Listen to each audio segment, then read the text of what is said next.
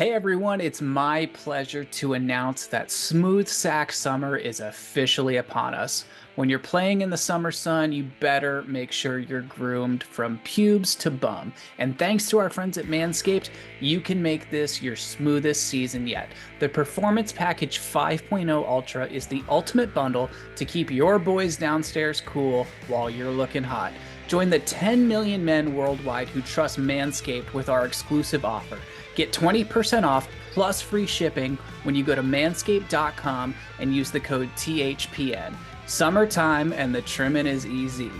Every man knows how scary it can get when going for a close shave below the belt, and that's why we trust Manscaped for all of our sensitive areas. The Manscaped Performance Package 5.0 Ultra has everything you need to prepare that summer bod. Their 5th generation trimmer features 2 interchangeable next-gen skin-safe blade heads, a standard one for taking a little off the top, and a new foil blade to go smooth wherever your heart desires.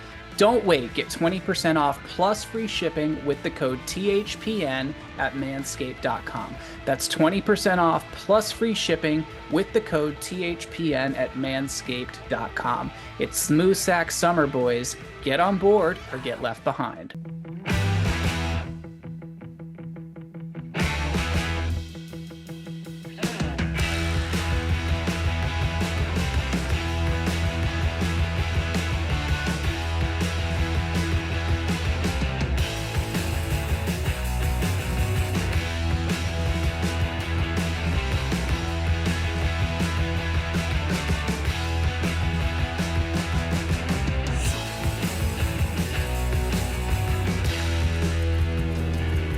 Good morning, everybody, and welcome back to episode 226 of Empty Betters. I'm your host, Harrison Scholes. I'm going to toss it across the screen to my co-host, Mr. Nick Manella. What's going on, my friend?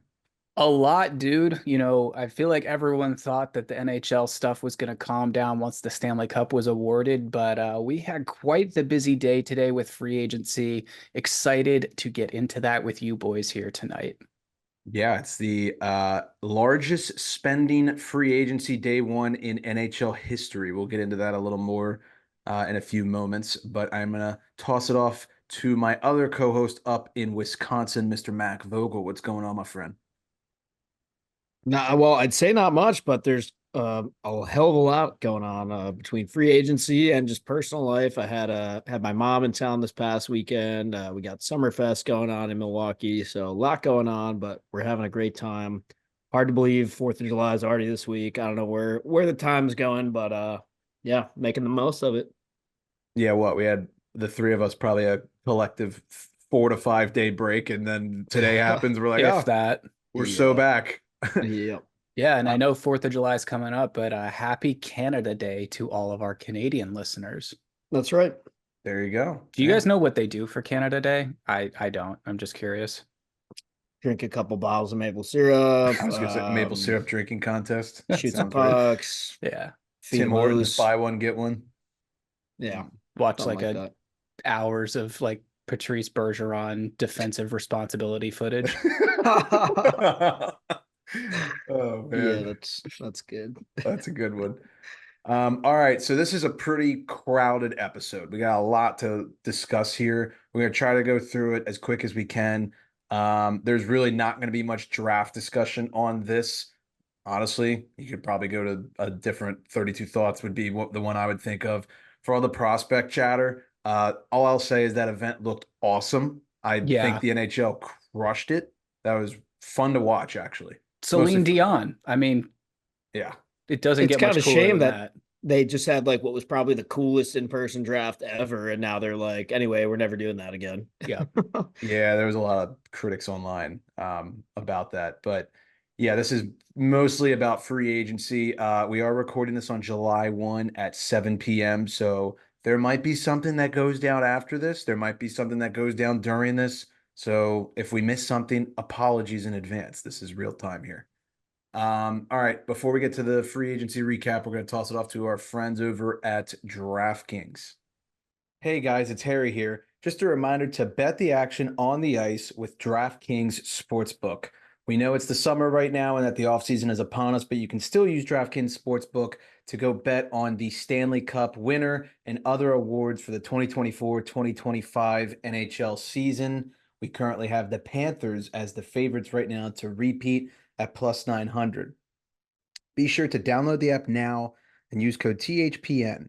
New customers can get $150 instantly in bonus bets for betting just $5 on hockey.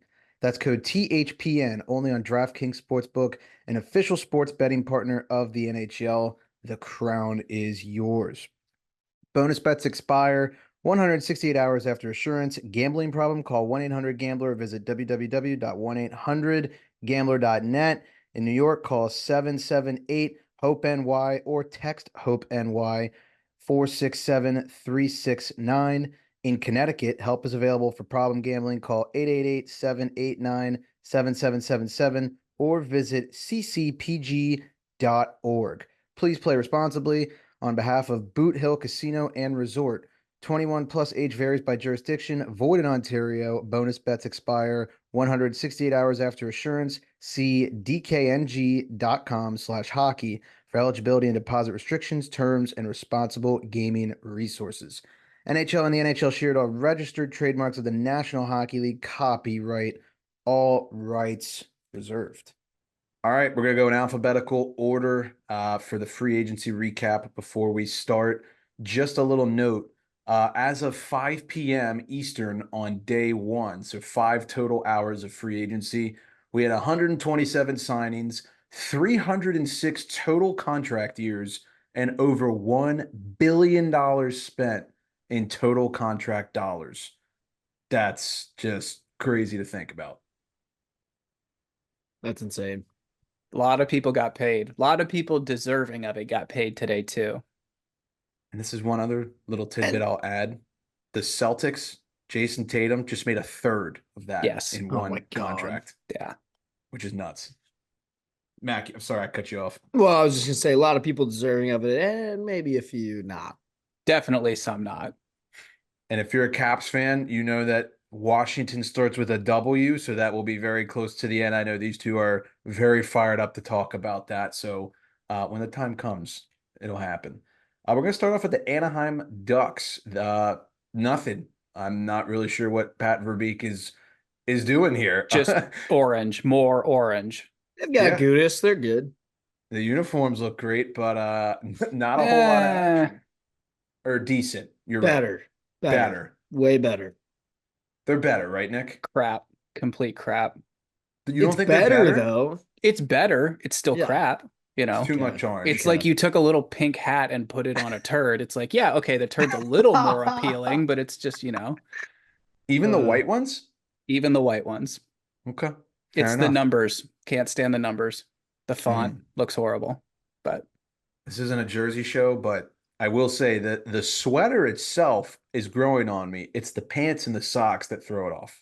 I kind of like the pants. I don't know why, but yeah, I don't know. We'll see. I gotta wait till they're in action, but very true. We'll see. We're going to go over to the Boston Bruins. They sign Elias Lindholm and Nikita Zadorov. Some big tickets over there. A 7-year deal, $54 million for Lindholm, and 6 years at $30 million for Zadorov. The Bruins are getting their number one center signed here. And if there was ever a player that should be in black and gold, I feel like Zadorov is just the perfect fit. I was just gonna say he has that big boy fuck you. I know it's not Western Conference as Heater likes to point out, but it's big boy, big bad Bruins hockey mentality, and he definitely fits the bill. Yeah, it's completely perfect for them. I mean, you look at just the amount of defensemen they've had that are similar to him in the past 20 years for the Bruins. You look at guys like Chara, guys like McQuaid, guys like Seidenberg who could move the puck. And I think that's one of the areas of Zadorov's game that's underrated is how well he sees the ice and his vision. Yeah, a little bit of a bigger price tag than I think some people thought, but that is free agency, ladies and gentlemen. You got to overpay. We're going to move on to the Buffalo Sabres. Jason Zucker, 1-year deal at $5 million. Nice little veteran presence for them. Nick Aube-Kubel, 1 year at $1.5 million. And then they also got Beck Malenstein, also from the Washington Capitals, for a second-round pick that was in the 24 draft. You guys probably have a couple things to say here. Yeah, sad to see Beck go. Absolutely earned his roster spot this year. His compete level is second to none. He plays every shift like it's his last. Love his speed, love his hustle. Just not enough good things I can say about the guy. Totally agree. That's actually many might not realize it, but I feel like that's actually a pretty big loss for the Caps there. Probably our biggest loss. Um, but yeah, I mean, all three of these names, no like huge blockbuster names, but I like all three of those ads for Buffalo. Yeah, I think they'll love Zucker. I honestly love Zucker. I know a little biased as a Pens fan, but the compete level's there, the physicality's there. Good veteran for the younger guys if he stays healthy. I'm sure he'll get himself a nice little 2-year contract maybe next year, just given his age.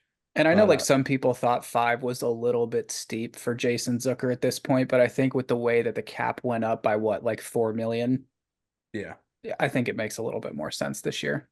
I think I read the Sabres still have like a crazy amount of space, and that's why people are freaking out. Yeah, they have over $20 million in cap space still to spend. And they're just all they've gotten is Lafferty, who wasn't on here that came over recently, Zucker and Nicole Kubel. I don't really know what they're doing, but yeah, Gotta pay all those young defensemen you drafted first overall. there you go. All right, we move over to Calgary. Yegor Sharangovich, great season this past year. Gets a nice little payday for himself. 5 years at 28.75 mil. Anthony Mantha, new home. 1 year, 3.5 mil. And then this one is kind of weird because he's still hammered in Florida. So I don't really know how this one should be interpreted by Panthers fans. But Ryan Lomberg gets a 2-year deal at $4 million, and I think last we heard he's still hammered at the parade. He's just kept it going from Sunday to Tuesday. So yeah, I like the Mantha move for the Flames. It's very low risk, high reward. Like if this guy can just rip off like 20 or 25 for you, I think they're gonna look like geniuses here. yeah, I agree. Uh, fits that Western Canada kind of mold. I feel like that big body Yeah, I can think score. there's gonna be a point when Flames fans are like, why are you not going to the front of the net, after 10 games? But Also fair. we'll cross that bridge when we come to it. This next team, a lot going on. Busy off season. The Carolina Hurricanes. So Jacob Slavin resigns 8 years, nearly 52 million, basically. That's a huge extension for them. They get William Carrier, 6 years, $12 million total. Then you get Shane Gostisbehere with 3 years at 3.2 mil, and then Sean Walker, 5 years at 3.6 mil. Obviously, they lose Gensel, they lose Pesci. Natchez is still having some things going on. Teravainen left, and they got to get Jarvis extended. A very busy offseason. So, yeah. The Carrier thing is a little weird. Like I feel like that's a lot of term for like a pretty ordinary player. Yeah, they went the term route with the depth, which is, not, I would say, totally uncharacteristic move, but something you don't see too often. Yeah, Mac, I totally agree with you. And I feel like what's going on with the Canes here is they obviously they love to be active at the deadline in free agency. We've seen that numerous times over the last 5 years, but I don't think they're putting the right players together. They're just putting players together. They're like, oh, he's available 6 years, why not? Oh, he's available 3 years, Yeah, why not? it does feel like that. And Harry, you mentioned it, they had a lot of exits in this postseason and a couple key ones that I think are going to bite a little bit more than they're anticipating here. And one of those, I think, is Teuvo Teravainen. Yeah, that'll definitely be one of them. They also lost Brady Shea. Forgot to mention that one. And they also re-upped Jordan Martinook. So it's been crazy, right? They lose two big defensemen, Shea and Pesci, and then they replace them with Sean Walker and Shane Gostisbehere, which, to be honest with you, I don't think is as much of a downgrade as people might be thinking. Gostisbehere had a great season over in Detroit. Walker was one of the big trade deadline targets. So the Carolina Hurricanes, a lot of people are saying they're not going to be as good this year as they were last year, which I still agree with. But this is still definitely a top 3 team in the Metro, in my opinion. I still think they're a playoff team. I don't think any of that's going to change. What do you guys think? I would definitely still say a playoff team. I think with the talent they do have left on that roster, combined with some of the ones that you just mentioned that they brought in, absolutely. I think the Metro's just going to look a little bit different next year than what everyone else is anticipating here. Yeah, I completely echo that. I definitely think they'll make the playoffs, but I'm not ready to lock them in as a top three in the Metro. Oh, you're not ready to I could because see the wild card. Yep. what the big bad Washington Capitals are going to overtake that. Hey, Well, oh, let's okay. let's not say anything just yet, but yeah. Yeah, we'll get there. We'll get there. I saw the grin, so I had to take the bait there. But we move on to the Chicago Blackhawks. Tyler Bertuzzi finally gets his payday. 4 years, 22 million total. Teuvo Teravainen, as I just mentioned, leaving Carolina. He goes to Chicago. 3 years at 16.2 million total. They get Pat Maroon on a 1 year deal, basically a million. Alec Martinez, also a 1 year deal, 4 million, and Craig Smith 1 year, 1 million. Chicago, obviously, still kind of in that rebuild phase. Bedard coming up on his sophomore year, looking for big things from him. But in terms of these moves, what do you guys think of them? I actually like these a lot. Like it almost feels like the Blackhawks just did that thing where you're like, it's like a video game and you got to play for a while with a bunch of like scrubs that like all have like a 62 overall and you've never heard of them. And they like just finally unlocked a bunch of players or something. Cause I remember going to a game in Chicago last year and looking at the roster and being like, who in the hell are half of these dudes? But at least, they're getting some household names in the lineup here. And I don't think any of these guys are like, oh my God, like bang, there's your blockbuster guy who's gonna go score you 30. But I think I like all these moves to them. I think the Bertuzzi thing is nice to have a guy like that. And Pat Maroon, you want, some big boys to be able to protect Bedard a little bit. That's smart. Nick, what do you think? I'm a little bit, I would say, more surprised about the Bertuzzi one just because of the recent lack of production. And I know there was injury concerns for 2 years prior to last season, but the guy only had 43 points in 80 games last year. You're for a player like that, you're probably wanting a little bit more there. So I think the 22 million is what surprises me, not necessarily the 4 years, but like Max said, that's definitely a player that you can benefit from having in your lineup when you've got young players that you're trying to get up to speed. Yeah, I feel like they didn't really have any sandpaper this past season. You get Maroon in there, Craig Smith, Bertuzzi, some guys who can add some piss and vinegar, as I like to say. And Craig Smith, I'm glad to see he's signing up to play another year. I know he's been kicking that around a little bit. I think the last 2 years about whether or not he was gonna hang him up or not. But yeah, he's a fun player. I think they'll like him there. And then yeah, Tavo. I mean, Hawks fans love him. I'm sure they'll be thrilled to have him back. Yeah, the Craig Smith one is great. He's like what you call plug and play. You can put him on the second line, he'll contribute. You can put him on the third or fourth, and he'll do the same. All right, we go to the Colorado Avalanche. Not too much going on here, but Jonathan Drouin does re-sign for a 1 year deal at 2.5 per, or for one, I guess. I know people were saying that he was on a lot of people's lists, but he elects to stay in Colorado. And then Calvin DeHaan, 1 year, 800K. Not too much to dissect here. The Avs are still going to be really good next year. They keep Drouin, so he's going to be with McKinnon again. So yeah, Yeah, thoughts? absolutely earned it too. And I don't blame him. I wouldn't want to leave Colorado either. Yeah. Columbus, they get Sean Monahan, a 5 year contract totaling 27.5 million. He is reunited with old teammate from Calgary, Johnny Gaudreau. I know a lot of people were pointing that out, which, they got to do something to get Johnny going. No one's taking that contract on with how bad he's been since he got to Columbus. So maybe this is their way of trying to get some energy back into him and some good vibes. And to be fair, I think I was looking at his stats recently, and he still put up a hell of a lot of assists. It's just the goal scoring that I think they really want to get going. So I don't know. This is interesting. I don't know. Like, is Sean Monahan a big playmaker? I don't think of him as one, but I guess he could help out. I think the bigger concern with Monahan here is the health. The last time he played 82 games was 2016, 2017. and the most amount of games he's played in like the last 4 years was 65, and that was in 2021, 2022.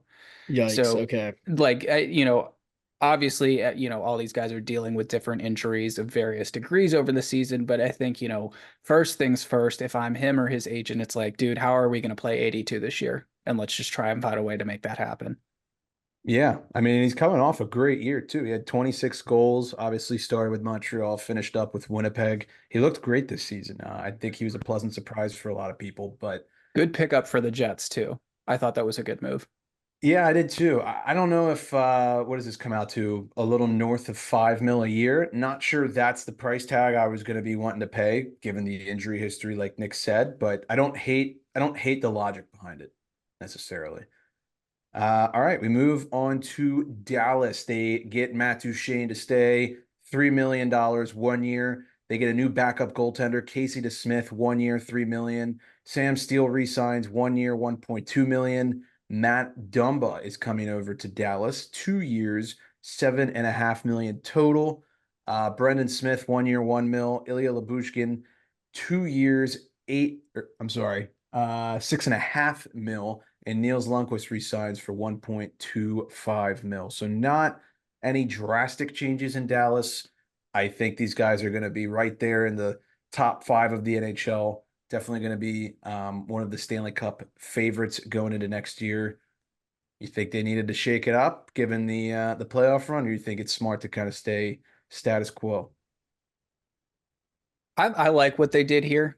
Obviously they bring Duchesne back for a year. I think that's the right move. The Tanev loss for them, I think, is going to be a little bit bigger than they're probably anticipating right now. But, you bring in a guy like Dumba, who knows? Yeah, I think they did the right thing and not like totally rocking the waters and like, doing anything too drastic to that locker room. But I think, getting some fresh guys in there to kind of just freshen up the group a little bit. I think all these guys can help out. Agreed. I think they'll still be a really good team. What do you think about the DeSmith move? He played really well in the playoffs. I like that actually for Dallas. I know I have been a little hard on Casey in the past, given my Penguins history with him, but I will say this: he is capable of being a good, solid backup goaltender. It's just consistency has been sometimes my question. But what he did for Vancouver in the playoffs, I mean, yeah, he earned that. Yeah, and I don't think like having him as your backup to Ottinger instead of Wedgwood really changes much. Like also those guys aren't going to play too much anyway, but I don't think it's any worse than having Wedgie back there. I think it's an upgrade, given what we saw against Nashville in round one. All right, we move on to Detroit. This one's going to be an interesting one. I know the fans are they're all over the place on the internet, which is fun. Patrick Kane, he's staying 1 year deal at 4 million. Cam Talbot, 2 years at 5 million total. Eric Gustafson, 2 years, 4 million. Jack Campbell, 1 year at league minimum. Let's just get this elephant out of the room. Hold There on. are well, Did the Red Wings just bring two goalies in? yes. Almost like they needed to do that. And I'm pretty sure I read Iserman said in his like season closing press conference, we're not trying to get a short-term goalie situation here. And then they got a short-term goalie situation here. So fans are livid. Fans are pissed. They're very angry over So this. we were right. We were right. Yeah. We They were also right. they stuck two band-aids in the crease, basically. And I I don't don't mean that in that these guys get hurt, although that too, I guess. But yeah, I mean, this is just doesn't solve your problem. Like what last year they had the Huso and Reimer for like most of the year, right? yeah. How I don't see how this is any better or different. It's just two journeymen who are like, yeah, I guess I play for Detroit this year. Yeah. Like, I mean, I liked Cam Talbot's game at parts of last year. I thought he was really good early on in the year, kind of fell off. Um, but again, like, I mean, that's a guy who's changed settings now, what, 3 or 4 times in the last 5 or 6 years or something like that. Feels like it. So I don't know. Well, Alex Lyon took over that starting job near the end, and then we were on our YouTube channel and posted a video saying he's not going to carry you guys to the playoffs. The Red Wings fans slaughtered us in the comments. That video got Yeah, a oh lot of my God. traction. They were not happy. So, Ruthless. so now I we mean, they live in have Detroit. so now we have Cam Talbot, Jack Campbell, Billy Husso, and Alex Lyon all on one-way contracts as of right now. I don't really understand what's going on here. What a fucking mess. I just don't get it. Just holy shit.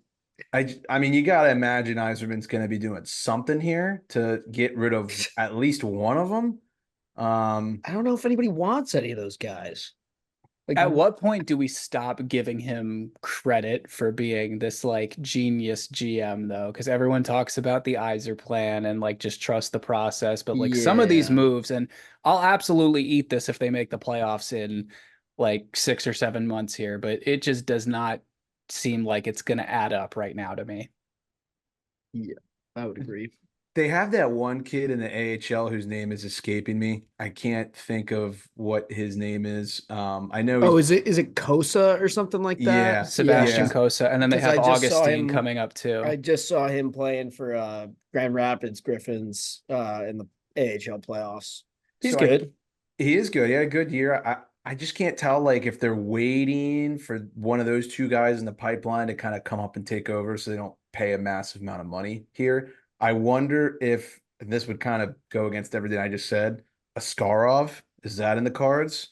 Right? I know Nashville might be moving on from him. I don't know. Gustafson replaces Gostisbehere. I know you guys know Gustafson a little better than I do, given I'd his actually history. call that an upgrade. Oh, I would too. I think that's a great deal. I thought okay. Gustafson, I know he had his moments with the Rangers, but I also think he contributed a lot to that team that you don't necessarily see on paper. Yeah, honestly, I think the Gus move and the Kane move are great. I don't want to be all hard on the wings here, but the goalie thing continues to be a question mark. That's all. Yes. I know when the Wallman trade went down, the whole internet was like, "Uh-oh, something's brewing. Gensel, Stamkos, blah blah blah," and then none of that really happened, and now everybody's pissed off. So don't know. I got a funny feeling they're not done yet. We move on to the Western Conference winners of this most recent season, the Edmonton Oilers. They get Victor Arvidsson, 2 years at $8 million total. Corey Perry is coming back, so they are confirmed to losing the cup yet again. 1 year at 1.5. And then this news just came over. Jeff Skinner, 1 year at $3 million. I love that signing for them. I wish I had Kyle Dubas on speed dial right now. Like, why couldn't we do this? What's your problem? But anyways, your thoughts on the Oils move?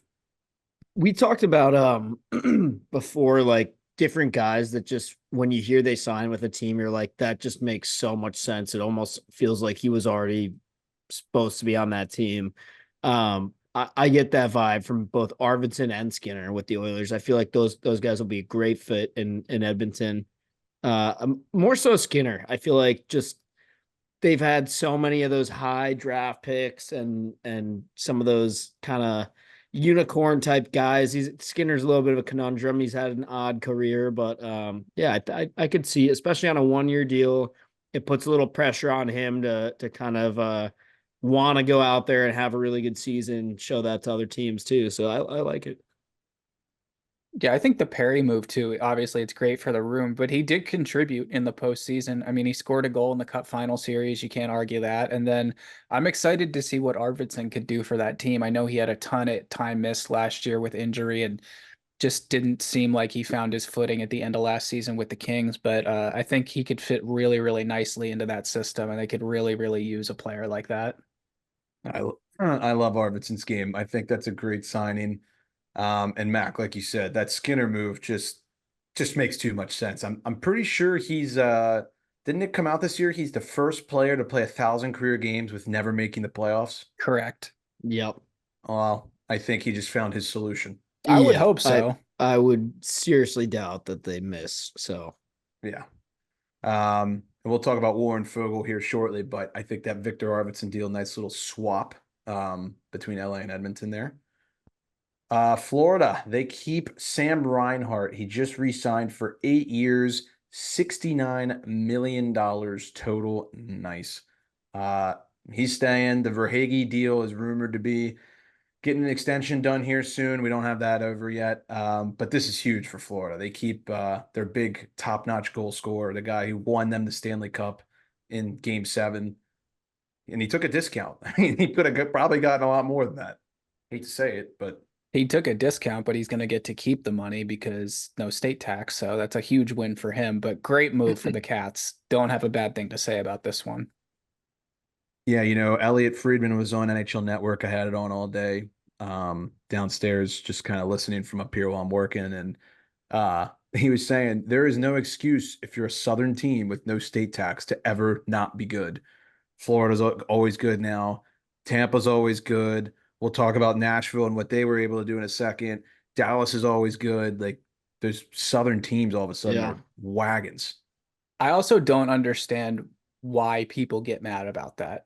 They're like, the Stanley Cup doesn't belong in Florida. I'm like, I'm pretty sure whoever wins it gets to, decide Keep where it. it goes. So Yeah, the shut the people fuck that are up. like, oh, just an ice rink in Texas just doesn't make sense. I'm like, you Yeah. must actually be so stupid. It's like, that thing that you keep all your food in? Yeah. Revolutionary concept, man. Yeah, it's like, yeah, they have refrigerators and ice boxes down there too. Right. And Yep. like they can have a hot tub in Wisconsin too, right? Like, how do we need to go through all of the fucking temperature things that don't make sense to you because it's 2024? They're probably experts on refrigeration down there, more so than up here. Probably. Right. They probably, yeah, they know how to keep shit cool because it has to be. Amen. All right, the LA Kings, Warren Fogle, 3-year deal at 10.5 mil total. Joel Edmondson, 4-year deal at 15.5 million total. And then they also acquired Tanner Jeannot from the Tampa Bay Lightning for a 4th-round pick that was in this year's draft. Weird that Tampa gave up so much for Jeannot and he's already gone. That's a strange one to me. Not a ton of big moves here. You guys could probably talk on Edmondson a little bit. Not a ton of big moves, but I love every single one of these. I think these are all great moves. Fogel makes so much sense. Jeannot makes too much sense. And the more I think about Joel Edmondson and that Black King sweater, I'm like, oh, this guy's going to be a menace on the blue line. I was texting with Morgan and they hadn't really done anything yet. And he was just saying, he was like, damn, I think like somebody forgot to wake up Rob Blake. And then like right after he said that, the Edmondson thing came through and he was like, oh, God damn it. Put him back to bed. Put him back to bed. I think he just, I don't know. He didn't like the term or something. I think it's an okay deal, but I don't think any of this is like too awesome. I mean, all of it's a little underwhelming if I'm a Kings fan. And the year that you had last year, and some of the pieces that you've lost, and then it's like, okay, it's just these three. That's it. All right, I guess.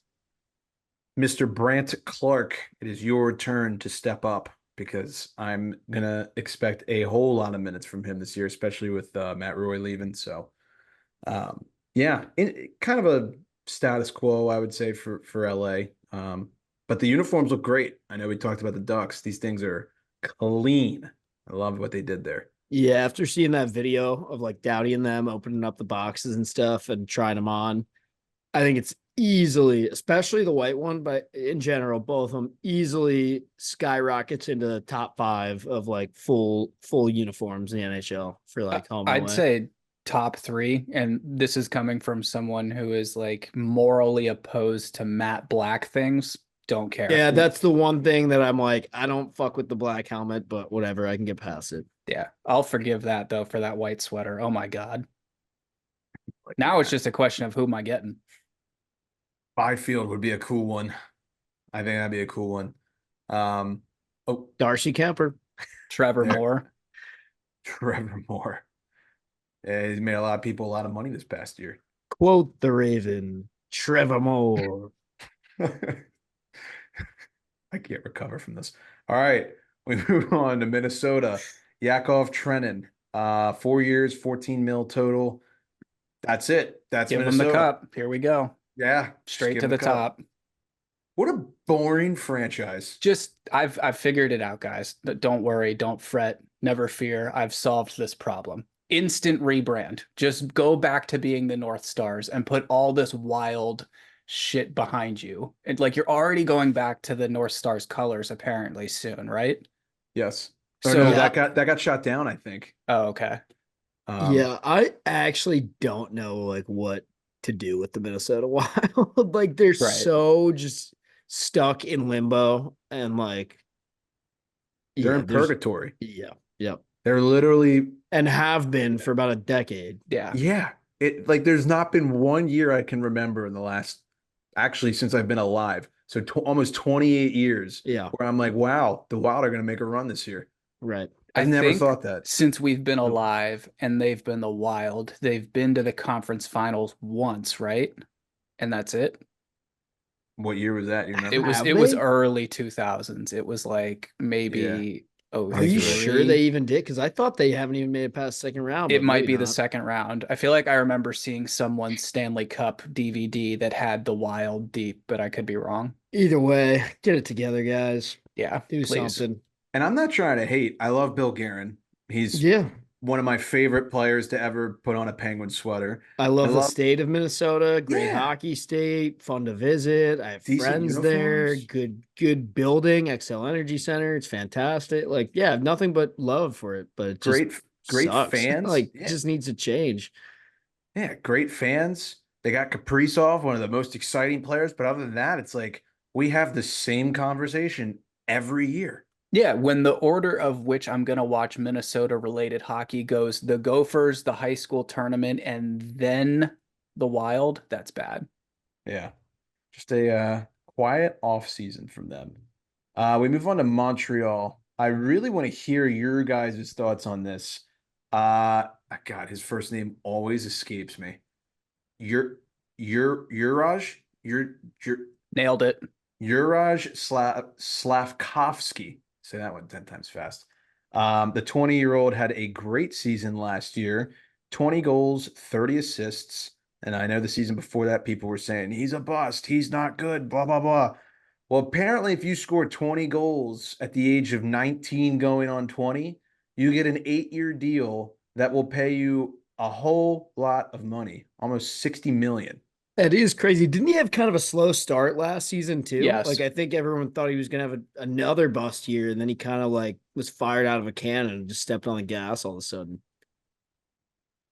Yeah, I mean, he had a good year. Don't get me wrong. He had, like I said, 20 goals, 30 assists. Montreal wasn't that good, a very respectable season, but they're going to pay this guy for $60 million. I just can't get over that. He's had one good season. I think I'm more shocked. The value is one thing, it's the term. I know we're in this era of the salary cap cycle of like lock your young guys up as soon as you can because you'll end up saving a little bit on the back end. But just, based on what we've seen from a sample size, I was surprised he got 8 years. I would have thought, 4 or 5 here. I also think just the concept of like I'm a big believer in like as soon as you sign almost anybody to a huge deal that's got like years and years and years on it, they're just gonna kind of suck a little bit more now. Like I don't know. That's just my school of thought on it. And I've seen it, not every guy's like that, but I've seen it a lot. I think it's smart, especially with younger guys, to kind of keep up. I know you got to walk that line because you don't want to lose him, but I think a guy like that benefits more from like having to play it and prove it a little bit. Well, they got their trio locked up for the next basically like 8 years. They've got him, they've got Caulfield, they've got Suzuki. All three of those guys are inked up big time now. So that's the core three in Montreal going forward, which is an exciting trio. I don't necessarily know if that's going to compete for a cup, Yeah, but you also do have to stop the puck yeah, and keep it out of your own net. But that is definitely part of the game. One that they did not address this offseason, but it's not my place. We move on to Nashville. By far and away, consensus agreement across the entire NHL. They win free agency day one by far. They get Steven Stamkos 4 years at a $32 million deal. Then they get the 2 years ago now, I guess, playoff MVP, Conn Smythe winner Jonathan Marchessault, 5 years at 25 million. Then they get Brady Shea at 7 years, 7 million per. And then they get Scott Wedgwood and Alex Carrier. Both those guys on a little bit of cheaper deals. Carrier coming in at 3 years, 3.75, and Wedgwood on a 2 year deal, 3 million.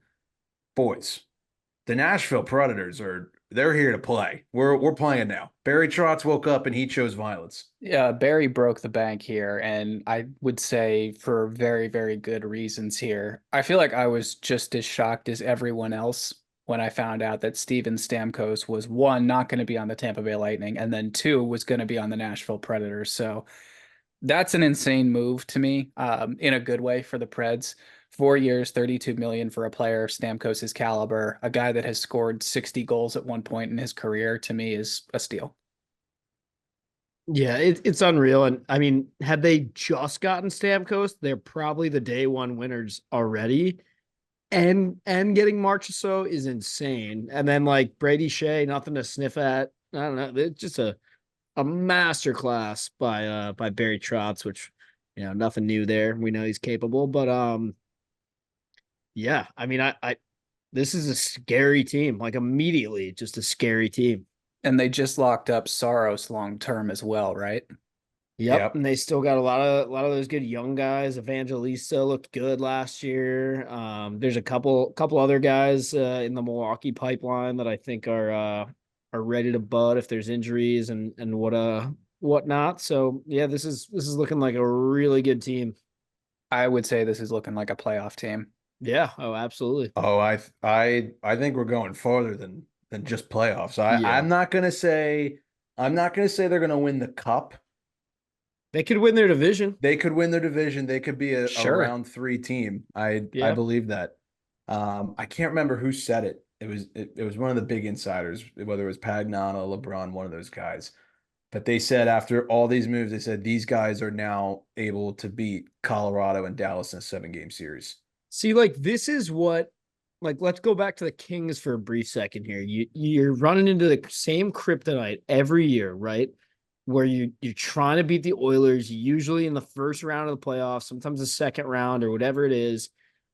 You want, as a fan, you want to see your like GM literally preparing for that again in the offseason and being like, okay, I'm going to treat this as if we're going to have to do that again. And what did we need when we could, like, what didn't we have that made us lose, that kind of thing.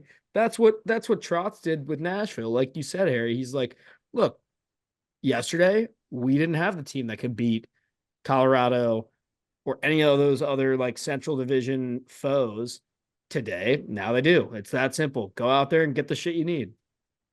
Well, and like you said, like they ran into Vancouver Yeah. and they couldn't score. They just Right. couldn't, not even on their backup goalie or their backup Yep. goalie. Yep. They couldn't score. So now they've got two guys who are very proven to score, especially in the playoffs. I mean, I love what they did. I really do. Yeah. I wonder what's going to happen with Askarov because Yep. I feel like he could fetch a really big return. Yeah. And if there's one thing about Nashville, as I'm looking at their lineup, the only thing I could think, maybe you want to get a little more center depth. I mean, O'Reilly, Novak, Sissons. I don't hate it. I know all three of them had decent years last year, specifically Novak, but maybe you get like one more big gun or like, Yeah. I don't know. I don't know. It's just thinking here, but it's a great team. I'm looking at their team on paper right now, and I'm already in love with it. I'm adopting them as my second, so that way when the Penguins break my heart, I have It's something to just root for. fun when Nashville's Seventh, good but too. yeah, Yeah. Right. Yeah.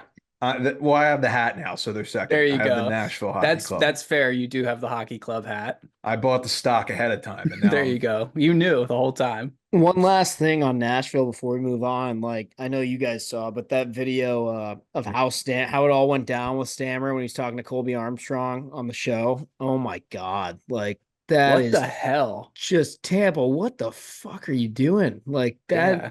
that is I don't know. That's kind of shameful in a way, if He you was ask gonna have me. a statue, man. Forget Yeah. that. That's Yep. gone. He And literally also, like, was. what do you think that like if you're Kucherov right now, you're just like, damn, okay, like that's how we get treated around here, I guess. Like, I don't know what kind of example does that set, like to your other star players, and like, I don't Yeah. know, fans can't be pleased. It was like that the scene from Toy Story where he's like, I don't want to play with you anymore, and then just like drops the toy onto the ground pretty much.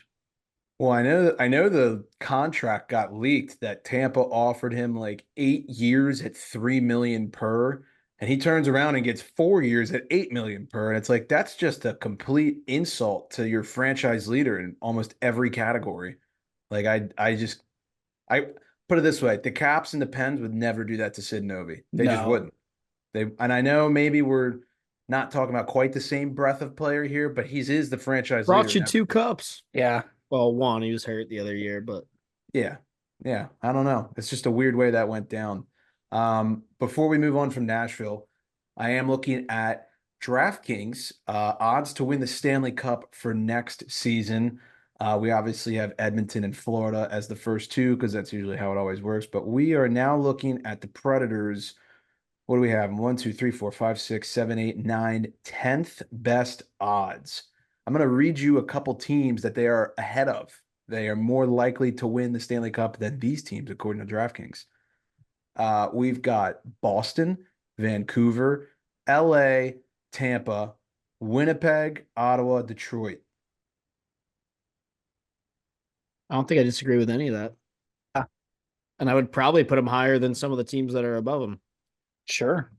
The Leafs are right there with them. I honestly think I really do think that the Predators have better odds than the Leafs. I do too. I think if the Predators and Leafs played a 7 game series, the Leafs would win a period. Yeah. Damn. And then just some other teams ahead of them. Vegas, Carolina, Colorado, New Jersey's coming in at fifth best. That's crazy. We're about to talk. No. Well, conveniently, we are now going to talk about the New Jersey Devils, who had a very busy offseason. They bolstered up their blue line big time. They get Brett Pesce 6 years at a $33 million deal. Get Stefan Noesen 3 years at $8.25 million. Brendan Dillon 3 years, $12 million. And I know we didn't talk about trades much in the finals because we were more focused on the games being played, but they did get goaltender Jacob Markstrom from Calgary in that deal for Kevin Ball and a first rounder for next year. Ball is life. Ball is life. Ball don't lie. Do you think the New Jersey Devils did enough this offseason to deserve the fifth best odds to win the Stanley Cup? No. They did No. good. Don't get me wrong. I like the team. I think, technically they should have probably been a playoff team last year. They had a collapse. They had some injuries. Um, they got better just now with those ads, but I don't think fifth best. That's mighty kind. Yeah. Nason comes back. I know he was with the Devils for a bit. Pesce is a good one. I still think the biggest one has to be the goaltending thing. That was an issue that they've had for probably the past 2 to 3 years, and they finally went out and addressed that with Markstrom. But I think it's a little bit of metro inflation to say that they're like number 5 on the list of teams in order to win the Stanley Cup in terms of odds. I also forgot to mention they did get Paul Cotter from Vegas in a trade for that Akira Schmid. Never mind, He's totally good. deserved. He's good. So this is strange because I'm very bullish on the Devils. I think they're going to be really good. I think they have a good chance to win the division. I think last year was tough. They had the injury to Jack Hughes. They addressed their biggest needs, which was goaltending and defense. Now, do I think that they should have the same odds as the New York Rangers to win the Stanley Cup? No, I do not. Do I think that they should have better odds to win the Stanley Cup than the Colorado Avalanche? No, I do not. But I do think they should be top 10 in terms of odds because I think this team is going to be something to reckon with this year. And that Top that 10, scares me. top 10, I'm totally on board with. And I absolutely think this team could be one of the top 2 in the Metro. I think they could win the Metro, because we've seen that doesn't necessarily matter when it comes to the postseason. But I totally agree with you that I would put the Rangers and the Avs ahead of them. And, I like the moves that they made for their team. But as a Caps fan, I absolutely hate it. This sucks. Like, Let me ask you a question. So, are we all in agreement the Rangers are probably the team to beat in the Metro? I mean, they're going to be really good this year. We can all say that. Yeah, probably. After last season, yeah. Okay. So now the question is, who would you put second in the Metro? We're going to leave the Caps out of this. Let's just make it Devils versus Hurricanes. Who do you think's finishing higher in the standings? That is a great question. On paper, I think right now, right this second on paper, I actually think the Devils have a better team. I agree. On paper. When you've got a healthy Jack Hughes and a Yep. healthy Nico Yep. Hischier, I think that's really hard to argue. And now that they have a goalie. Right. And Sheldon Keefe. I mean, new coach coming in, Yeah. right? So Yep. Yeah. I feel like usually that translates quick, like a little Yeah, first if year you jump. made me bet on it right now, I'd probably tell you the Devils are going to finish higher than the Canes, but you never know. I'm in agreement. I was just curious what you guys thought. All right, sticking on the Metro theme, the Islanders, Mike Riley resigns, and then Anthony Duclair, 4-year deal at 14 million. Like that one for the Islanders. Nice job, Lou. The Duke. I don't think too much is going to change for the Islanders this year, personally. Your guys' thoughts? Yeah, I just was like waiting for them to do something. And I think the whole world was today because the ESPN article that was keeping track of all the signings was like, finally, the Islanders have joined the chat. So I think it was everyone was just waiting for them to do something today. I'm a little bit surprised they ended up going with Duclair, but I like the move for them. Yeah, I think it's a good move. I think the problem with the Islanders is like, I just don't see them being better than like any of those juggernauts in the Metro. And even now, like we'll get into it shortly, but even now the Caps are looking like they're going to be for sure better than the Islanders, I would say. So to me, they're going to be kind of in that bottom half. I think they'll be the top of the bottom half, if that makes sense. Like I think they'll be better. They'll be better than Columbus for sure. I think they'll be better than Philly and Pittsburgh, but maybe nobody else. Yeah, I don't necessarily totally disagree with that. Um, but I'm excited to talk about Philly. All right, we move on to the other team, their cross-state rival, New York Rangers, a relatively quiet free agent signing for them. They did get Riley Smith from Pittsburgh in exchange for a 2027 second rounder and a 2025 fifth rounder. As far as I can tell, Rangers fans, as being a Penguins fan, probably going to fit great with you guys. But it didn't work out with Gino in Pitt. Sometimes there's high level centers, especially Malkin. He's just a strange player to gel with, I would say. We've seen that over the years. I think he's going to work great with the Rangers. I'd imagine he'll be on that second line or third line. It's going to be a penalty killer. He can kill some penalties for you guys. A little bit of depth scoring in the playoffs. So yeah, I think that's a win for the Rangers. He's, Personally. as much as it pains me to say this, he's such a clutch playoff performer. It's like when you need a big goal, whether it's shorthanded or on the power play, this guy usually comes through for you. Yeah, I got rumored he didn't really want to be in Pittsburgh, and based on the year I saw, I'd probably agree with that. So here's my prediction. Riley Smith will score 20 goals, and he will score 11 of them against the Penguins. So there you go. Book it. Let's talk about Jacob Trouba. Everything said that he was officially a Detroit Red Wing on Saturday, and now all of a sudden the reports are saying that everything cooled off and it was too much too soon. And Trouba is really pissed off. And the captain of the New York Rangers doesn't really know where he's going to play next season. What are your guys' thoughts on all this drama? I think that's a good way to put it is drama. I feel like there's been a decent amount of drama around this guy over the past month, maybe month and a half. It's Broadway. Yeah, exactly. It's got to be a show. Everything's got to be a show. So I don't know where this guy goes. If he goes to Detroit and I cannot have to hear about Jacob Trouba every 15 minutes from Rangers fans, that is a massive win, not only for the NHL, but for my sanity as a whole. I do think it would be funny just to have him go anywhere else and then immediately have him like lay a dirty hit on somebody on the Rangers because they fucking defend like every hit that he makes. And yeah, that'd be funny. But Who yeah, did I don't know. It's a weird situation. who like I'm not trying to be mean, but like for the cap hit this guy has, who wants him after I what we know. just saw? Yeah, Why would Yeah. you want that? Yeah. I don't know. I think So that's a great point. I don't think that's mean at all. he might be stuck in New York. I don't know what's going to happen. This is very interesting. I literally thought he was already Detroit. I just had to look it up to reconfirm that he hasn't been traded yet. So It is mean, but it's true. Yeah, it's just the truth accurate. hurts. Yeah. Yeah. Well, New Yorkers love when the truth hurts. Yeah. He's And got being mean. himself yeah, they do. He's got himself stuck in a moment he can't get out of right now. All right, well, we move to Ottawa. David Perron, 2 years, 4 million.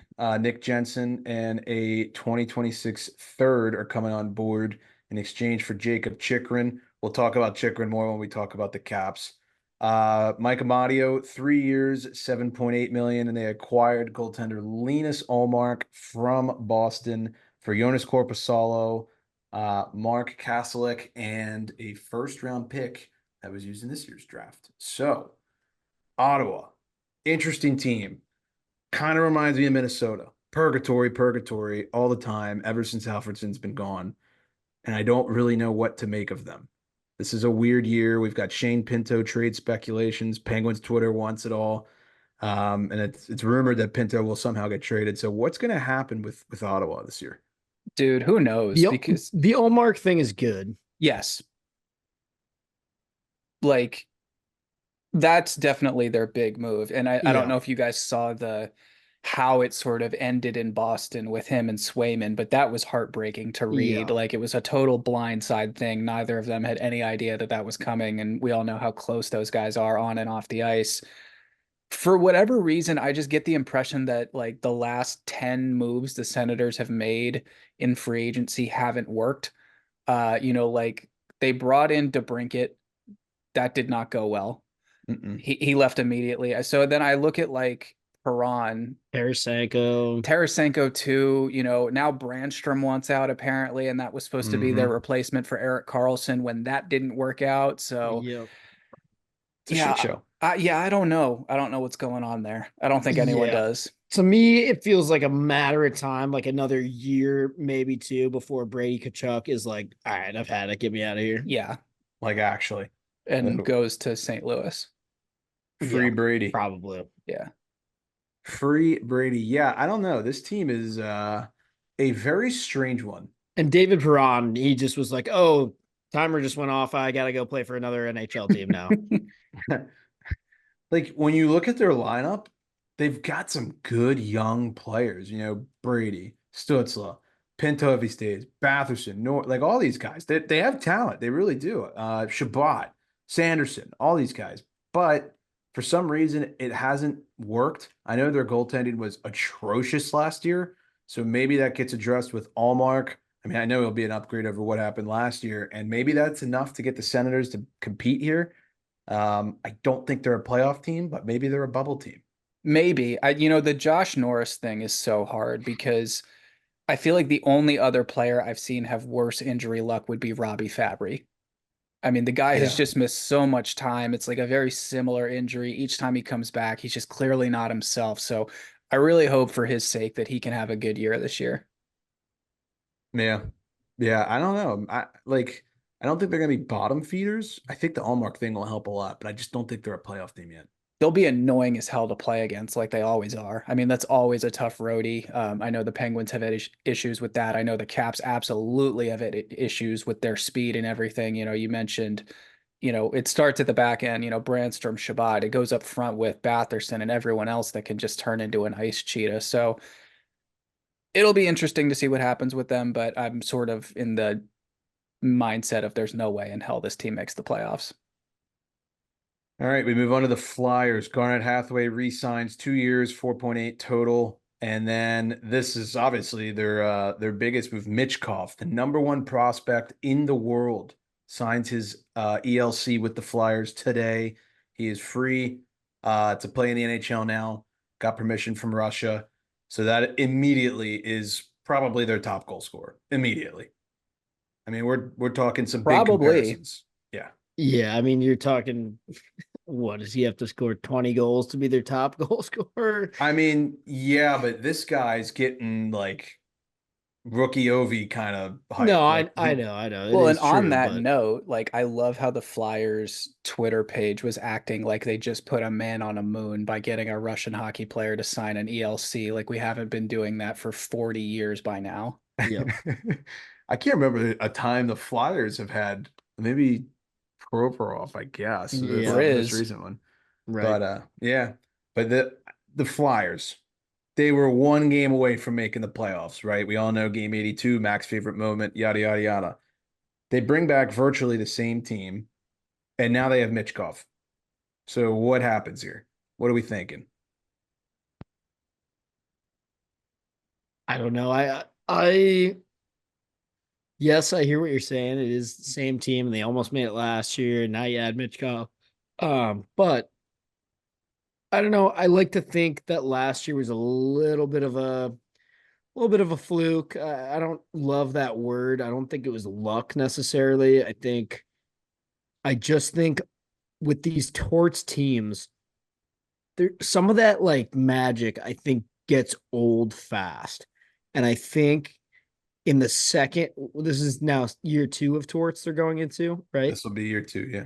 I think some of those, like, I don't know, there's something about his coaching style that seems to really light a fire on like under guys initially, and then it just seems to grow old on a lot of them. And I'm wondering if, I don't know, part of me feels like he won't make it through this year. I don't know why.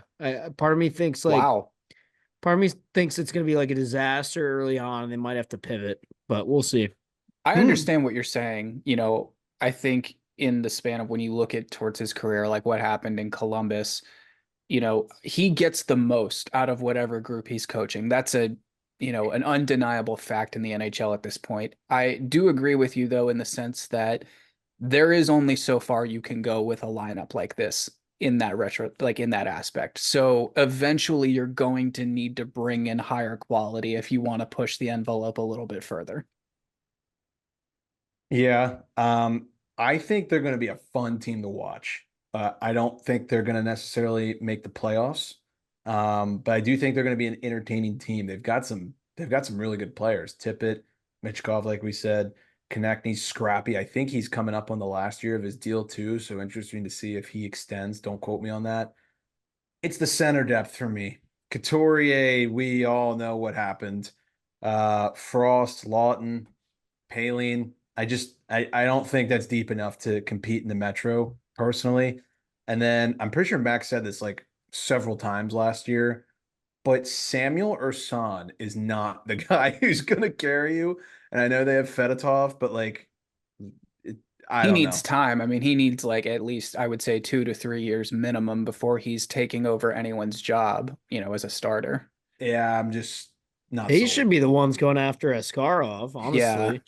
That, yeah, I mean, yeah, I that's actually a really good point. If they have the assets, I don't know what their pipeline looks like to be honest, but I just don't love the center depth for the Flyers. I do think they'll be a fun team to watch. But yeah, Fun team to watch lose. yeah. I mean, listen, Sorry, I can't help I it. hate the Flyers. I'm a Penguins fan. I hate the Flyers, but like I got to go to two Flyers games last year for my girlfriend's work, and I was entertained. I was like, all right, like I hate these guys. I had no, they weren't even playing the Penguins, but um, they're an entertaining team. I think Mitchkov could make some noise this year. Maybe get 30. We'll see. He's definitely going to be the one to watch on that team. So that part will be exciting for me. Yeah. All right, let's move on to my Pittsburgh Penguins. Anthony Beauvillier, 1 year, 1.25. Matt Grizzlick, 1 year, 2.75. They got Kevin Hayes in a trade with St. Louis in exchange for a 2025 second. And I believe Kevin Hayes has also got 50% retained from St. Louis, so that's good for the Pens. And then they got Blake Lazat, 2 years, 1.85, a relatively quiet free agency for Penguin standards. Um, I know the fans are pissed. I understand where you're coming from. I get it. It's a little frustrating because Dubas is doing this weird thing where he wants to keep the team relevant, but not relevant enough to make a serious push. And then he's getting all these draft picks, but none of them are like top 10. It's a lot of second rounders, third rounders. He's stacking up on that. I guess I would say this, like, no matter what he does, he's a little bit screwed regardless. You don't go heavy enough, people say you're not trying to compete while you have Sid.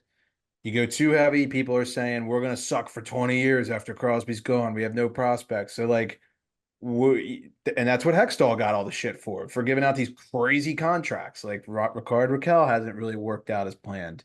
Last year we went for Riley Smith. Look how that worked out. So, do I think the Penguins are better? No, not on paper. I don't believe that. Are they a playoff team? Fringe at best, wild card two at most. I don't see them being like top three in the Metro. Um, the biggest offseason acquisition, in my opinion, is getting Quinn as the assistant coach to run the power play because Todd Reardon should be fired to the moon, and he is. So thank God we won that battle. Now we got to win the war. But yeah, it's frustrating as a Pens fan right now. I don't know. I won't lie. I actually like all four of these players that you guys added. I mean, I think all four of them are dudes that anybody in the league would want on their team. Kevin Hayes, we talk about all the time. That's just a hell of a guy and a hell of a player, and he works hard every night. So that'll be good. I know he had a little bit of he struggled the last couple of years. Obviously, tough times for that family too. So there's a lot going on, but I'm rooting for the guy, even if he's wearing my least favorite jersey in the league.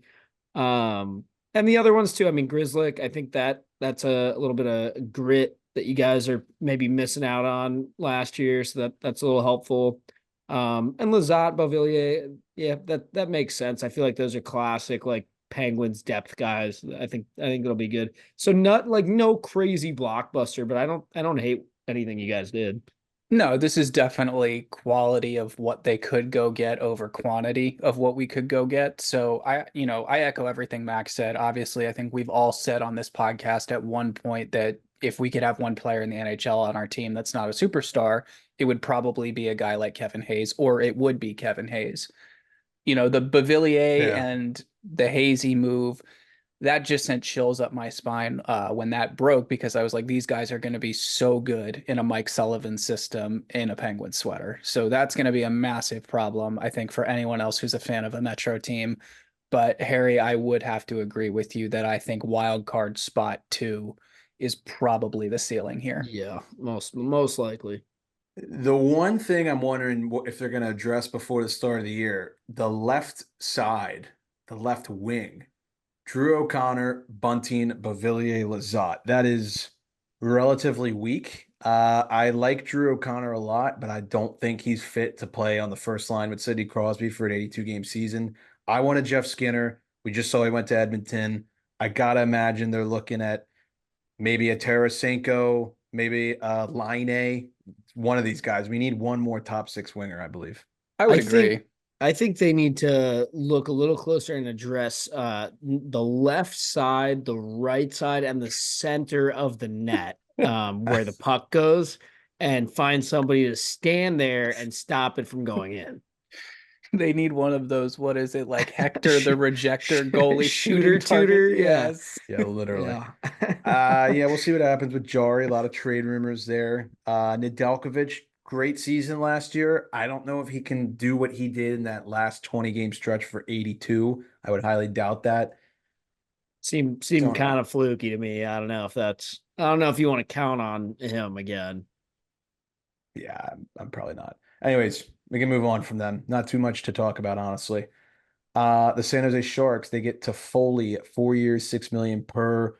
Alex Wenberg, 2 years, 5 million per. And they got Ty Dellandrea from Dallas in a trade for a 2025 fourth. It's going to be a lot of young guns in San Jose this season. Will Smith, Celebrini, these guys. Are they going to be good? No, but they don't need to be. Tyler Toffoli to San Jose is so sick. I It's can't even awesome. explain why. I just think that's so dope. It's like it's a very similar deal to what Bertuzzi got and I would absolutely Yeah. spend it on Toffoli Oh my more than I God. would spend I it would on Bertuzzi. much rather. I think Toffoli's another guy we always say we'd love a guy like that on it. I was actually hoping we might go out and get it because I think he could be a great TJ Oshie replacement. Yes. But yeah, Ooh. that's a good move for sure. I like all these moves, and let's not forget that they're going to have Barclay Goodrow back in there too. So I think they're definitely going to take a step forward. Which he was These, actually unhappy about, I believe. right? Well, I don't blame him, but Yeah. taking a step forward. But the big move that they made was not in free agency; it was in the draft, and we had known for about 4.5 months Yeah. who they were going to draft. So now that that's done, they can start their what I would hope would be a meteoric rise and a rebuild here because I think we all want to see that team back in the postseason. Absolutely. Is their starting goalies at Vanacek? Good question. Maybe I don't know. Or Maybe he has a bounce Blackwood. back year. Yeah, yeah, I can see it. We'll see. Bit of a question mark, but I wouldn't be shocked if one of those guys came back and had a good year. Yeah. All right, we move on to Seattle. Some big money coming out of there. Brandon Montour, 7 years, $59 million total. And then Chandler Stevenson, 7 years at basically 44 million total. So some big spending money here. I think Seattle finishes top five in total dollars spent in this free agency. Your guys' thoughts on these moves? Love the move for Stevie. Could not be happier for that guy. I said this about Beck Malenstein, in terms of his compete level. I'm going to say the same thing about Chandler Stevenson. He's also another plug and play guy. You can put him as your first line center or as your third line center. He's still going to produce. Obviously, heavy bias because he got us a Stanley Cup here in DC, but could not be happier for a guy that's I think absolutely proven that he can be a top six center in the NHL. This team is interesting. They're an interesting team because the first year they came out of nowhere, and then the next year I think I said they were going to be good, and obviously they weren't that good this year. But I'm looking at the lineup, and I kind of like what I'm seeing a little bit. Matty Beniers, Jared McCann, Yanni Gord, Shane Wright, all down the middle. Coach Bilesma's coming in. He had Shane Wright in Coachella Valley. Maybe that'll gel well. You get on D, Dunn, Montour, Alexiak as your anchors for the three lines. I don't know. It's kind of speaking to me a little bit.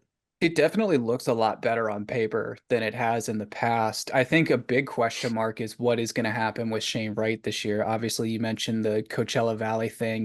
He went up against the Bears twice in the Calder Cup and, has split time with the Birds and the Kraken back and forth over the past couple of years. So that's a big question mark if I'm a Kraken fan, because that's a guy that you drafted, what, fourth overall, that was projected to go first overall. So I think at some point you're going to want to see some consistent production for that from that guy. And I don't think it's unfair of me to ask that at this point. No, especially getting his AHL coach to come up. He knows him well. If he takes a big step, this team could do something. Yep.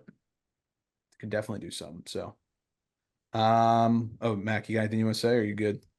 No, you guys covered it. Keep her moving. The Blues. They re-signed Kasperi Kapanen for sake of time. We'll just move on. Jake Gensel, the Tampa Bay Lightning, 7 years, $63 million total. The Lightning traded for his rights from Carolina for a third rounder. And then obviously they lose Stamkos and Sergachev. Big changes for the Tampa Bay Lightning this offseason. Immediate reaction to Jake Gensel. It's a weird one because, like, when you think about losing Stamkos and what that's going to do to your team, you're like, okay, this is going to have a catastrophic effect on this locker room, on our performance, on everything.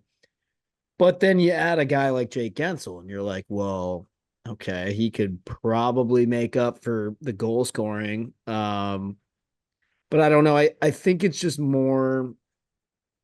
I think it's the intangibles, and I think anytime you lose your captain like that, it's just a little bit of a shock. And I mean, we said it too, like all the rumors every year. We've been through this before with Stamkos. I didn't really think he was going to go anywhere, and I would have to assume most of the Tampa Bay players probably felt the same way. And then when that went down, they were like, "Oh shit, wait, what?" Like So I don't know. I think it's going to be a big adjustment. I do think Jake will do well there. I mean, it's a big term, so he's evidently going to be there for quite a while. So I'm sure fans will learn to love him quickly, but it's just going to be a little different. Yeah, it's obviously I wanted this guy to go west. Like, come on, go west, young man. Haven't you been told California's full of whiskey, women, and gold? Like, just dude, stop ruining my East Coast over here. But yeah, I echo everything Max said. I think everyone in that locker room in Tampa Bay probably now thinks they're replaceable or could be moved or could not be brought back based on how much money they want. So I definitely think that you can't deny the effect that that's going to have. But you're also going to put Jake Gensel and Braden Point on the same team, which terrifies the living crap out of me. Yeah, I was gonna say the statement I'm about to make is dependent on the Oilers not putting Draisaitl and McDavid together, but the Tampa Bay Lightning have the best first line in hockey officially. This is I would agree. this is ridiculous. I mean, I don't know how Tampa's going to react from a locker room standpoint to Stamkos. I mean, obviously they're going to be a little upset. Hedman, Kucherov, guys that have been there with him from the start, Vasi, like that's the core. You lose one of those pieces, it's tough. But Braden Point, Kucherov, and Jake Gensel is a lethal first line. That is insane. I mean, if you're a fantasy hockey person, I think Jake Gensel's going in round. He might fucking go in round one. He might. I don't know. He may be round two, but he ain't slipping much past that. Depends on how big your league is. Yeah, really. I mean, I don't And know ours if is a big one. Tampa's like gonna be that much better than last year, but fuck, Jake's gonna have a hell of a year. I know that. I'm looking 35 to 40 goals. Maybe he's sniffing 90 points. I mean, Kucherov and Point, Jesus. That's pretty lethal. So, all right, we move on to the Toronto Maple Leafs. Max Domi resigns. I'm not fucking leaving. If you have Twitter, you know. 4 years, 15 million. Chris Tanev, 6 years, 27 million. Joseph Woll resigns 3 years, basically 11 million. Oliver Ekman Larson, 4 years, 14 million. And Anthony Stolarz, 2 years, 5 million total. Also heard Matt Murray is going to stay in the organization in case anyone was wondering. The Leafs, Nick. What are we thinking? I mean, it's not good. I don't really think they did a good job here. I don't like, great. Domi comes back. That's awesome. Fan favorite in Toronto. Can't deny that. The Tanev thing is great. I was talking to a good friend of the program, Nick Bowens, today. He does not anticipate him playing like the last 3 years of that deal. Uh, OEL, you could probably say the same thing about. That's probably a little bit more for the room and for experience. I don't really foresee that guy playing 4 more years, unfortunately. But to me, I just kind of look at this team and they didn't really change all that much. And they're just going to kind of come back at it with the same sort of setup they had last year. And I don't really think that that's a recipe for success. But without Marner, probably. Right. Like, yeah, I don't know. I actually have pretty much nothing to say about this. Like, I look at all of those guys that either signed or re-signed, and I'm like, okay, nice, I guess. So Samsonov's gone. Wall and Stolarz going forward. I don't know if that's the fix. OEL, I know he had a great year in Florida. He looked back to his old form. Don't know if the fact that he was on a Stanley Cup winning team where they're absolutely loaded kind of helped. In Toronto, I would imagine he's going to get much more. There's a lot more, what's the word? I guess responsibility on his shoulders. Gonna be more scrutiny for sure. Yeah. Yeah. We'll see what happens with Marner. I'm seeing all types of stuff. I'm not gonna say I'm hearing. I'm reading all types of stuff. Some people are saying Vegas. Some people are saying they're gonna extend him and he's gonna stay. And I'm like, what are we doing here? At this Tell point, me. I'm tired of hearing about it. So just shit or get off the pot. That is the Toronto Maple Leafs in a nutshell. Tired of hearing about it. Shit or get off the pot. Yep. All right. Utah Hockey Club. Dumb. Boo. Kevin Stunlund, 2 years, 4 million. They got John Marino in a trade with the Devils for some picks.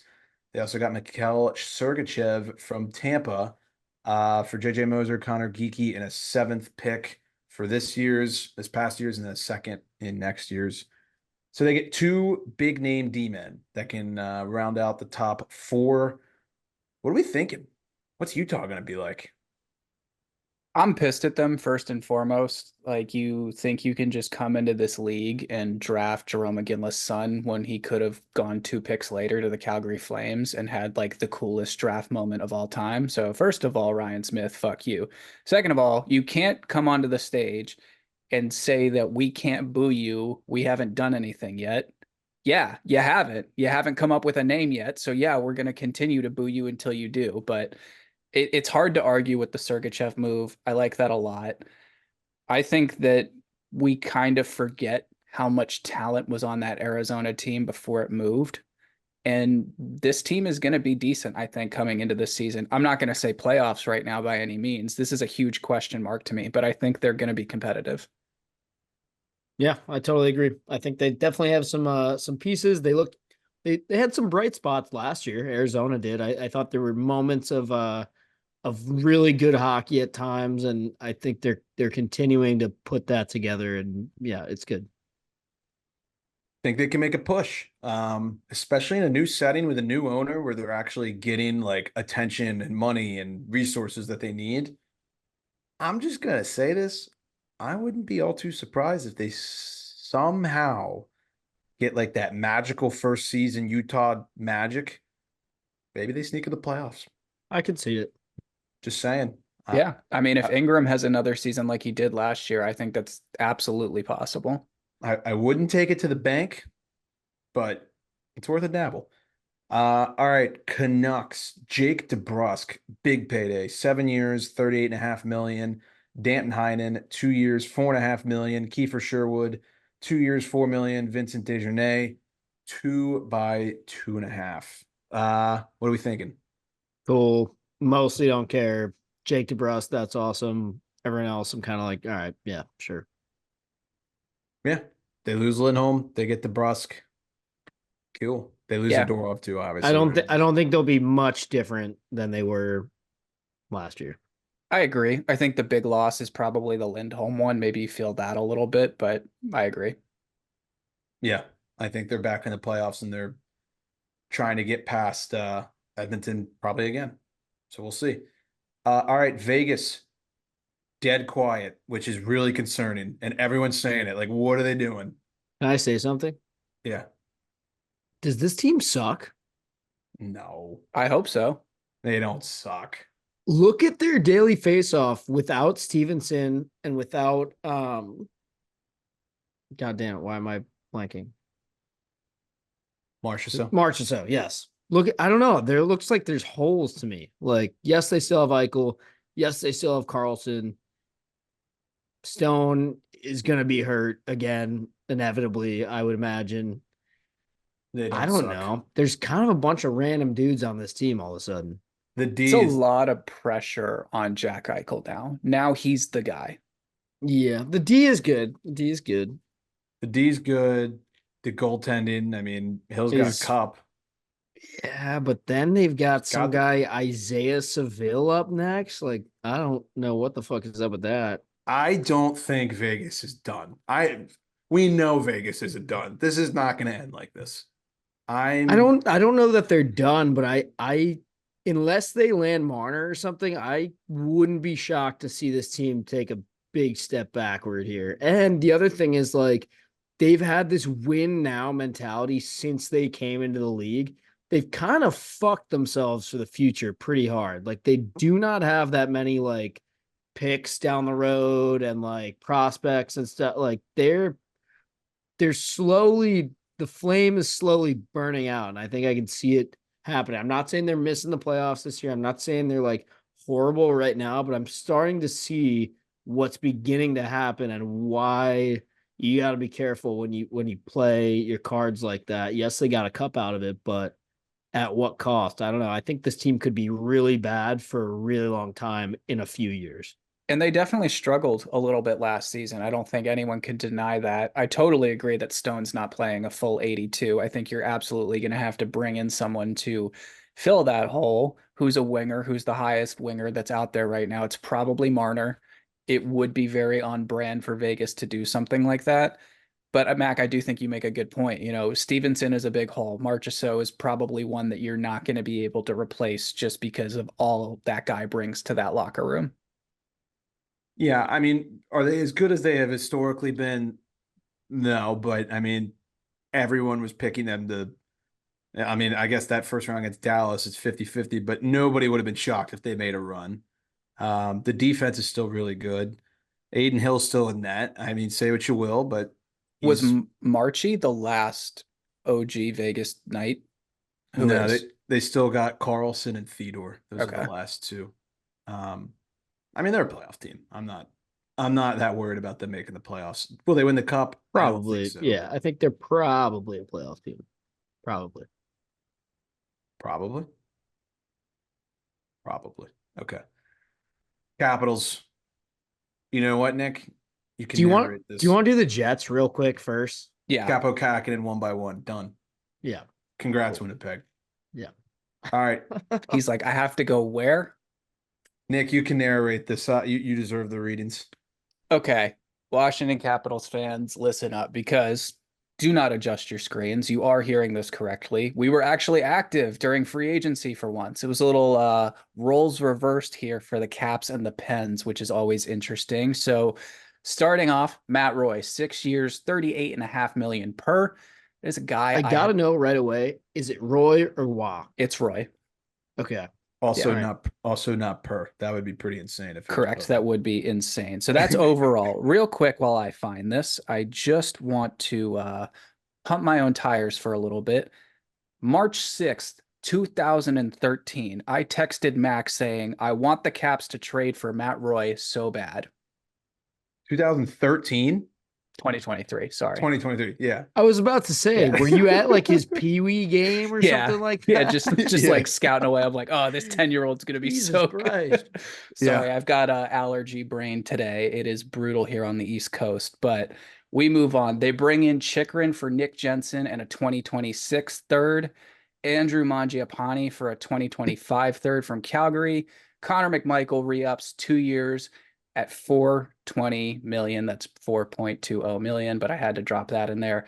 Taylor Radish, 1x1. Brandon Duhaime, 2x3.5. It's really 3.7, but whatever. Logan Thompson for a third rounder in 24 and 25, and PLD from LA for Kemper, which we talked about the other day. Mac, what's the big one? I don't know. I mean, I kind of love all these deals for a different reason. I think the one I'm probably the most excited about is Chikrin. I mean, we just had such a carousel of defensemen last year. No, I don't want to knock any of the guys that came in and stood in when we needed it. Dylan McElrath was actually huge for us in the playoffs. So much love to all those guys. But that being said, boy, we needed ever since we lost Orlov, honestly, we've been missing another like steady Eddie dude back there. And honestly, when Chikrin went to Ottawa, I really wanted us to get him then. And I remember being kind of disappointed that we didn't, but And we were close. we were, and I guess BMAC must have stuck a little bookmark in there and gone, he's not staying in Ottawa that long. I found this tweet to back you up your argument. Ottawa, when they traded for Chikrin, gave up a first and 2 seconds. Yep. Now they have Nick Jensen and a third. Yep.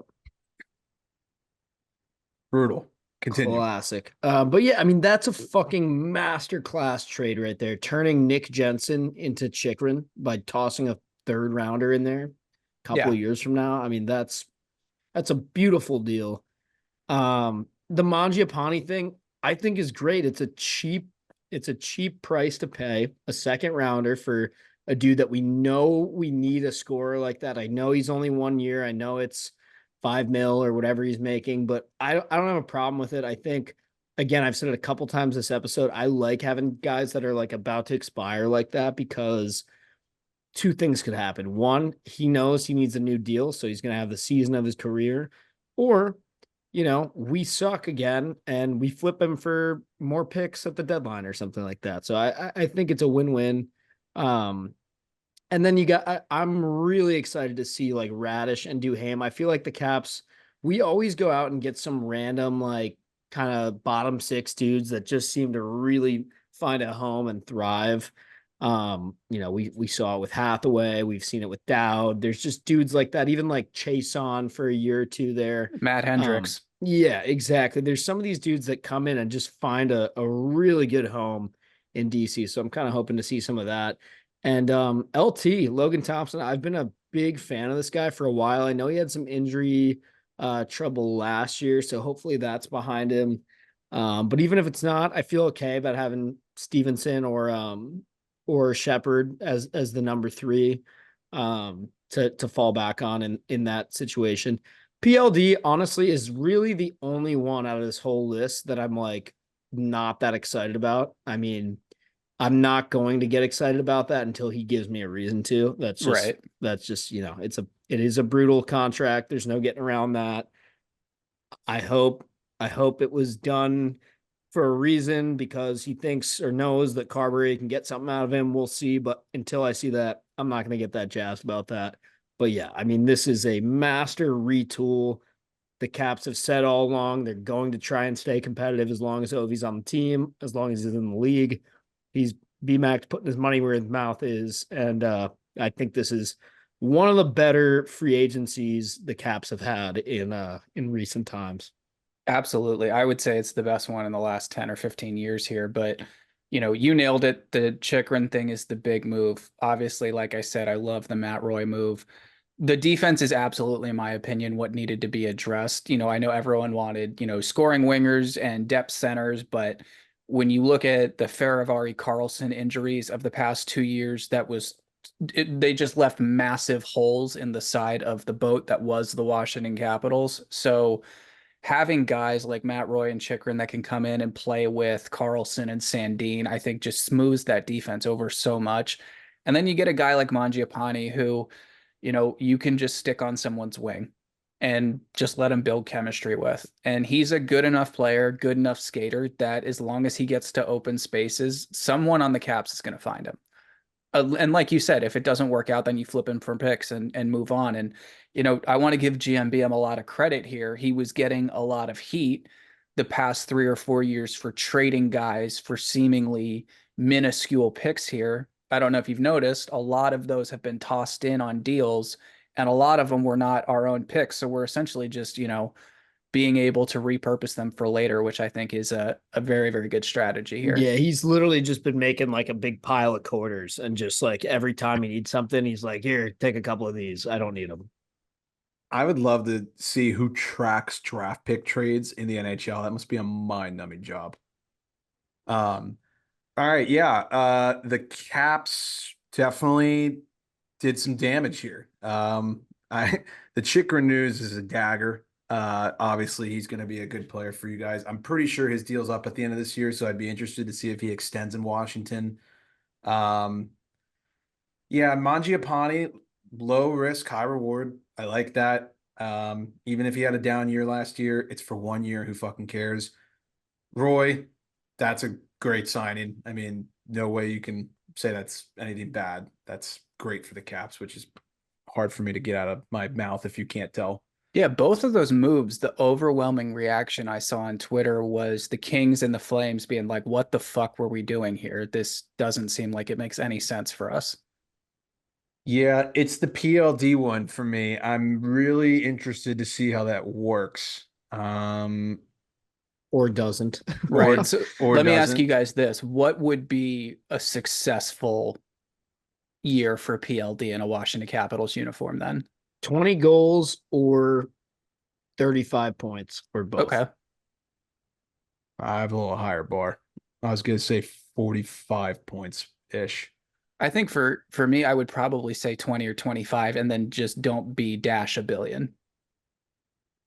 20 goals, eh? Do you have his stat lines from previous years by chance? No, I but can I pull it can. up, but yeah, I think I don't know. I know like on paper he should be better than that, but I'm willing to start slow with this dude just because I'm like, just give me something. Just don't be like, Well, and if he's uh, locked up for the long haul, let's get comfortable here. no, exactly. That's what I was thinking too. If it was like a 1 year or something, I'd want more. But I'm like, okay, you're here for apparently a long time, so do what you can. Let's get settled.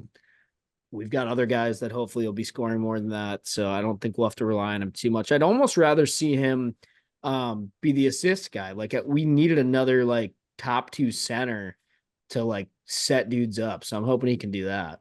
He's got a little edge to him too. There is a little bit of fuck you in that game, which I like. Yeah. Got his stats pulled up here. So obviously, let's forget last year with the Kings. That was not a good year. I'm looking back at the 2 prior years he was with the Jets, in particular, because the first one he was there, he only played 41 games. But in the 2 prior years, he played 73 and 81 games.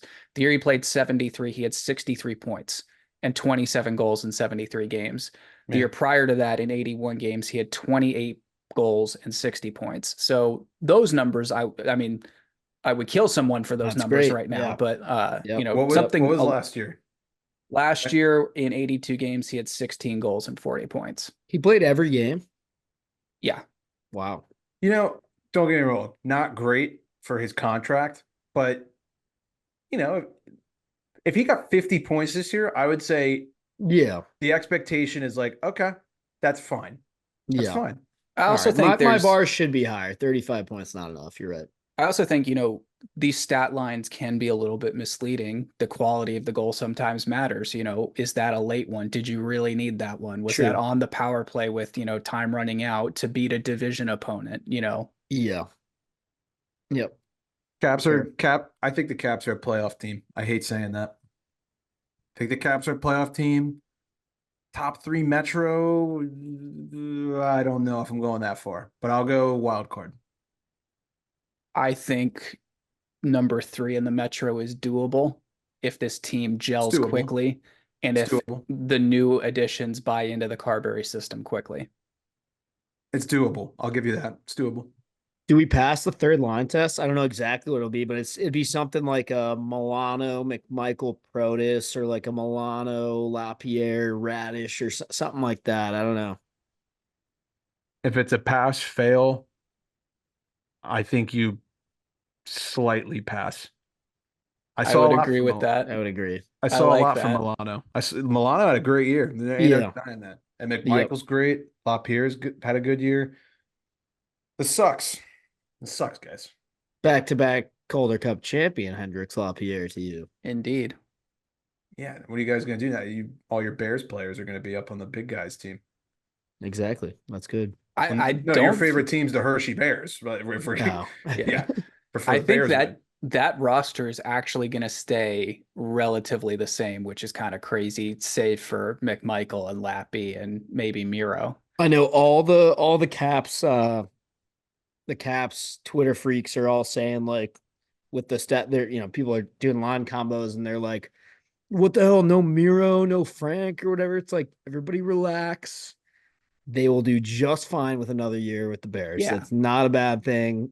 I'm sure those two guys will be the first guys to get called up if necessary, but let's just chill out. They might make it out of camp. Who knows? Like, Yeah, they let's might. just see what happens. Mm-hmm. All right, real quick. Best and worst move of the first day. Let's exclude Nashville. I feel like they are clear cut, like good moves, but other than them, what do you guys think? Are we excluding our teams as well to take bias out of it, or fair game? Yeah, let's take that out. I'm going to go ahead and say Toffoli to the Sharks. Is it just best single move? Yes. That's a good one. I'll go Stevie to the Kraken. That's a good one. That is a good one. I will go. I really like Zadorov to the Bruins. I hate to say that. I really do hate to hear you say that too, because Yep, I like it's that good. a lot for them. That's Fits good. well. Fits well. Mm-hmm. All right. Well, I think that wraps it up. I know this one ran pretty long, but obviously we're going through a bunch of free agent signings, so that's usually a long episode for everybody. For you Caps fans, congrats. I'm glad you're all excited. It makes me 10 times happier when everything crashes and burns when you guys get your expectations up, so that's A good. lot of time left. You guys got any final notes you want to add here before we wrap up? Shout out Elwoods. Yeah.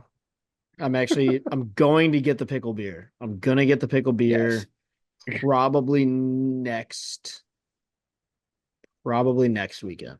Can we get like a Vogel siblings like Yeah. video review of it? I was gonna say stay tuned. More on that later for sure. Cool. Yep.